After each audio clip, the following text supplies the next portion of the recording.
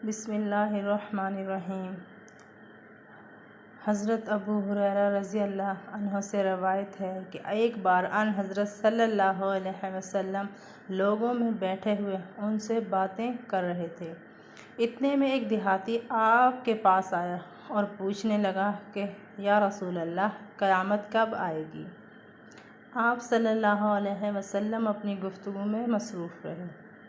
बाज़ लोग जो मजलिस में थे कहने लगे, आप सल्लल्लाहु अलैहि वसल्लम ने देहाती की बात सुनी लेकिन पसंद नहीं की। और बाज़ कहने लगे कि नहीं, बल्कि आपने उसकी बात सुनी ही नहीं। जब आप सल्लल्लाहु अलैहि वसल्लम अपनी बातें पूरी कर चुके तो आप सल्लल्लाहु अलैहि वसल्लम ने यूँ फरमाया, वो क़यामत के बारे में पूछने वाला कहाँ गया। उस देहाती ने कहा, हजूर मैं मौजूद हूँ। आप सल्लल्लाहु अलैहि वसल्लम ने फरमाया कि जब अमानत ईमानदारी दुनिया से उठ जाए तो क़यामत कायम होने का इंतज़ार कर। उसने कहा, ईमानदारी उठने का क्या मतलब है। आप सल्लल्लाहु अलैहि वसल्लम ने फरमाया कि जब हुकूमत के कारोबार नालायक लोगों को सौंप दिए जाएं तो क़यामत का इंतज़ार कर।